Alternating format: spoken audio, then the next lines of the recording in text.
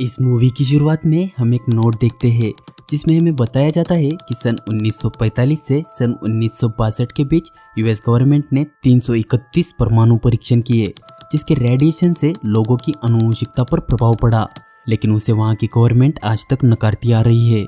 इसके बाद कहानी शुरू होती है और हमें न्यूक्लियर टेस्टिंग दिखाई जाती है जिसमें हम देखते हैं कि कैसे इसकी रेडिएशन से यहाँ के लोगों पर प्रभाव हुआ और कैसे उनकी ब्रीड डिफॉर्म हो गई। अब आगे हम कुछ साइंटिस्ट को देखते हैं जो मैक्सिकन डिजर्ट में रिसर्च कर रहे थे। तभी अचानक उनके सामने एक घायल आदमी आकर मदद मांगने लगता है, लेकिन उन्हें कुछ समझ आए इससे पहले ही एक म्यूटेंट आकर उन्हें एक पिकैक्स से मार देता है, जिसके बाद वो उनकी बॉडी को एक ट्रक के पीछे बांधकर घसीटते हुए ले जाता है। अब कहानी प्रेजेंट में आ जाती है और हम देखते हैं उसी डिजर्ट को जहाँ एक गैस स्टेशन था और उसका ओनर जेब अंदर सो रहा था। तभी बाहर से उसे कुछ आवाज सुनाई देती है, इसीलिए वो एक शॉटगन लेकर बाहर जाता है और किसी रूबी को आवाज लगाने लगता है, लेकिन उसके अलावा वहाँ कोई नहीं था। इसीलिए वो रूबी को ढूंढते हुए गवर्नमेंट एरिया में चला जाता है। अब जब वो वापस आता है तब उसकी नजर एक बैग पर पड़ती है जिसे किसी ने उसके दरवाजे पर रखा था। वो उस बैग को देखकर चिल्लाकर कहता है कि अब सब खत्म हो गया है और वो अब कोई मदद नहीं कर सकता। ये बोलकर वो उस बैग को वहीं छोड़कर अंदर चला जाता है, लेकिन थोड़ी ही देर बाद वो उस बैग को अंदर लेता है। तभी हम देखते हैं कि कोई उसे छिपकर देख रहा था। उस बैग में काफी सारा कीमती सामान था और उसी के साथ उसे उसमें एक कटा हुआ कान मिलता है जो उसी लड़की का था जिसका वो बैग था। यहाँ हमें पता चलता है कि जेब उन म्यूटेंट्स के लिए काम करता था और उसके बदले उसे काफी सारा कीमती सामान मिलता था। वो अब अपना सामान चेक कर ही रहा था कि तभी बाहर कोई आ जाता है। वो जाकर देखता है तो वहाँ एक फैमिली थी जो क्लीवलैंड से सैंटियागो जा रही थी। उस फैमिली में 7 लोग थे, जिनमें था बॉब, उसकी वाइफ ईथल, उनके बच्चे बॉबी, बेंड्रा और लिन का हस्बैंड डग और उनकी छोटी बेटी कैथरीन। इसी के साथ उनके 2 डॉग भी थे जिनका नाम था ब्यूटी और बीस्ट। वो लोग कार में फ्यूल डालकर वहां से जाने लगते हैं। तब जेब उन्हें हिल्स के बीच का एक शॉर्टकट बताता है जो मैप पर था ही नहीं, लेकिन फिर भी टाइम बचाने के लिए बॉब उस रास्ते पर चल पड़ता है और कुछ दूर चलने के बाद हिडन स्पाइक की वजह से उनकी गाड़ी पंक्चर हो जाती है और एक पत्थर पर जाकर टकरा जाती है। तभी ब्यूटी और बीस्ट भौंकते हुए हिल्स की तरफ भागने लगते हैं और बॉबी उनको लाने उनके पीछे चला जाता है। इधर बॉब समझ रहा था कि यह सब हाई टेम्परेचर की वजह से हुआ है और वो एक डिजर्ट होने की वजह से उनके आसपास मदद मिलने का कोई चांस ही नहीं था।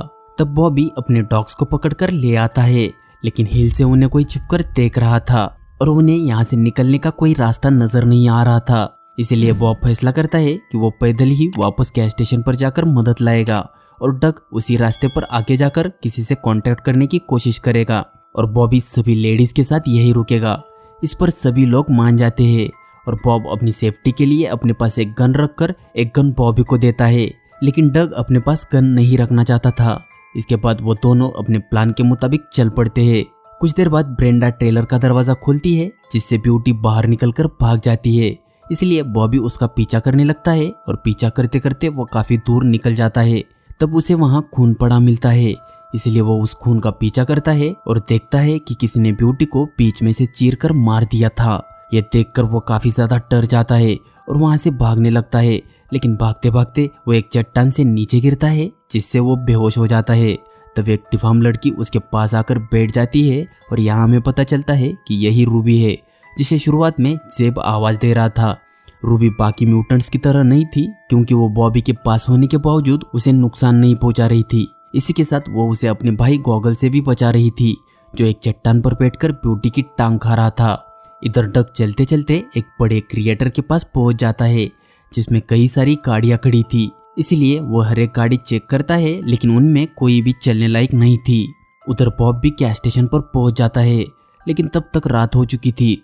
तब वो जेब को ढूंढने अंदर जाता है, तब उसे वहाँ वो बैग मिल जाता है जिसमें उस लड़की का कटा हुआ कान था। उसे वहाँ और भी सामान मिलता है जो किसी एक इंसान का नहीं हो सकता था। इसी के साथ वो वहाँ कई सारी न्यूज हेडलाइंस लगी देखता है जिससे उसे सारी बात समझ आती है। इसीलिए वो जल्दी से वहाँ की एक कार ले जाने की कोशिश करता है, लेकिन तभी आउट हाउस से उसे जेब की आवाज सुनाई देती है। इसलिए वो उस आवाज की तरफ जाता है और जैसे ही आउट हाउस का दरवाजा खोलता है वैसे ही जेब एक शॉटगन से खुद को शूट कर देता है। ये देखकर वो काफी ज्यादा घबरा जाता है और जल्दी से कार में बैठकर वहां से निकलने की कोशिश करता है, लेकिन उसी कार में एक म्यूटेंट छिपा था। वो बॉब को काफी बुरी तरह से मारकर बेहोश कर देता है और उसे अपने साथ एक माइन में ले जाता है। इधर बेंड्रा काफी परेशान थी क्योंकि रात हो चुकी थी और बॉबी अभी तक नहीं लौटा था, इसलिए वो उसे ढूंढने चली जाती है। और इधर रूबी अभी तक बॉबी के पास बैठी थी, लेकिन जैसे ही उसे बेंड्रा की आवाज आती है वो वहां से भाग जाती है। तब बेंड्रा बॉबी को वापस लाती है और बॉबी उन्हें उन लोगों के बारे में कुछ नहीं बताता। तभी अचानक उन्हें वहां कुछ आवाज आती है जिस पर बॉबी काफी घबरा जाता है और वो उन तीनों को वहीं रुकने को बोलकर खुद बाहर चेक करने जाता है और देखता है कि अब बीस्ट भी गायब था। तभी पीछे से डग आ जाता है और उन्हें बताता है कि आगे सड़क खत्म हो जाती है और यह कोई शॉर्टकट नहीं है। ये सुनकर बॉबी और ज्यादा परेशान हो जाता है क्योंकि बॉब अभी भी लौटा नहीं था। तब डग उसे बोलता है कि अगर 12 बजे तक बॉब नहीं आया तो वो उसे ढूंढने जाएंगे। अब वो सब सोने जाते हैं, जिसमें डग और लिन कार में सोते हैं और बाकी सब ट्रेलर में। वो सभी लोग सो जाते हैं, लेकिन बॉबी को नींद नहीं आ रही थी। तब उसे वहां बीस्ट की आवाज आती है, इसलिए वो उसे ढूंढने बाहर जाता है और जल्दबाजी में उससे ट्रेलर का दरवाजा खुला रहता है। जिसके बाद प्लूटो नाम का एक म्यूटेंट ट्रेलर के अंदर घुस जाता है और वो ब्रेंडा के साथ जबरदस्ती करने लगता है। तभी बाहर बॉबी को कुछ नजर आता है, इसीलिए वो डग के पास जाकर उसे पूरी कहानी बताता है। तभी उन्हें किसी की चीखें सुनाई देती है।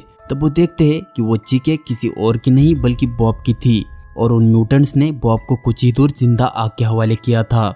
ये देखकर वो सभी बॉब को बचाने के लिए जाते हैं और इसी बात का फायदा उठाकर एक और म्यूटेंट जिसका नाम लिजर्ड था वो भी ट्रेलर में घुसकर दरवाजा बंद कर लेता है। जिसके बाद वो प्लूटो को मारकर ब्रेंडा को उससे छुड़ाता है और खुद उसके साथ जबरदस्ती करने लगता है।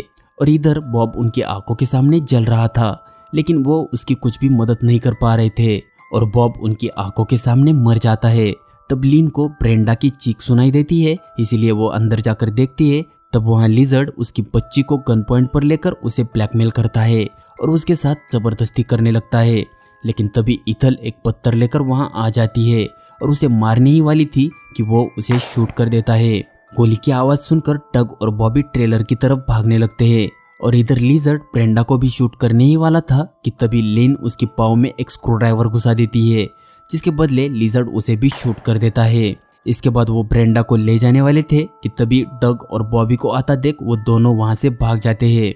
लिन को मरा देखकर डग काफी परेशान हो जाता है।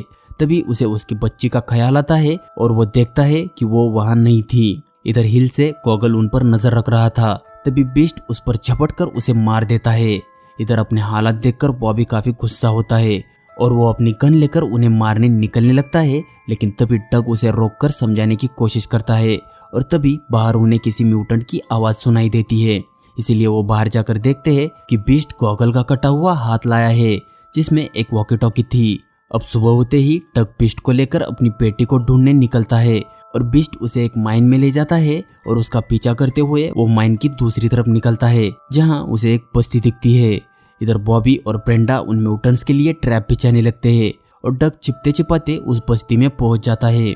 तब उसे एक घर में उसकी बेटी दिखाई देती है, इसीलिए वो बीस्ट को वही छोड़कर उस घर में चला जाता है जहां वो देखता है कि वहां एक लेडी म्यूटेंट थी जिसका नाम बिग मामा था। वो किसी तरह उससे बचकर कैथरीन के पास जाता है और उसे लेकर निकलने की कोशिश करता है। तभी बिग मामा उसे मारकर बेहोश कर देती है। जब उसकी आंख खुलती है तो वो खुद को एक फ्रीजर में पाता है जिसमें काफी सारे ह्यूमन पार्ट्स पड़े थे।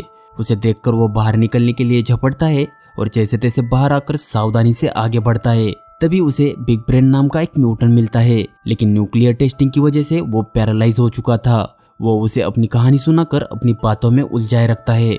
तभी प्लूटो वहां आकर उस पर हमला कर देता है और एक कुल्हाड़ी से उसकी 2 उंगलियां काट देता है, लेकिन जैसे तैसे डग एक फ्लैग उसके सर में घुसाकर उसे मार देता है।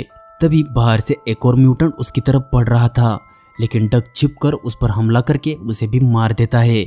उसी वक्त बिग ब्रेन वॉकी टॉकी पर कैथरीन को मारने का ऑर्डर देता है, लेकिन तभी बीस्ट वहां आकर उसे भी मार देता है। आगे डग उस बस्ती में कैथरीन को ढूंढ रहा था, तब उसे वहां काफी सारे डिफॉर्म बच्चे नजर आते हैं। इधर रूबी कैथरीन को बचाने की कोशिश कर रही थी, तभी लिजर्ड वहां आकर उसे वहां से भगा देता है और कैथरीन को मारने आगे बढ़ता है। तब उसे कैथरीन की जगह एक पिग नजर आता है, क्योंकि रूबी कैथरीन को लेकर वहां से भाग गई थी। इधर ईथल की बॉडी कार से गायब हो गई थी, इसलिए बॉबी इधर उधर चेक करता है और देखता है कि जुपिटर नाम का म्यूटेंट उसे खा रहा था। उसे देखकर बॉबी काफी घबरा जाता है और जुपिटर उसके पीछे पड़ जाता है। लेकिन जैसे तैसे बॉबी उसे अपने ट्रैप में फंसने में कामयाब हो जाता है और जैसे ही जुपिटर ट्रेलर का दरवाजा खोलता है वो ट्रेलर ब्लास्ट हो जाता है। इधर रूबी कैथरीन को डग के पास लेकर आती है, लेकिन तभी लिजर्ड वहां आकर डग के ऊपर हमला कर देता है। लेकिन जैसे तैसे डग उसे मारकर शूट कर देता है। अब रूबी डग को उसकी बच्ची देती है, लेकिन तभी जुपिटर फिर से खड़ा हो जाता है और डग को शूट करने ही वाला था कि तभी रूबी जल्दी से भागकर उसे नीचे गिरा देती है, जिससे वो खुद भी मर जाती है। इधर बॉबी देखता है कि जुपिटर अभी भी जिंदा था। तब ब्रेंडा एक पिकैक्स उसके चेहरे में घुसाकर उसे मार देती है। इसके बाद वो दोनों वहां से जाने लगते हैं। तब उनकी नजर डग पर पड़ती है, जो कैथरीन और बीस्ट के साथ लौटा था।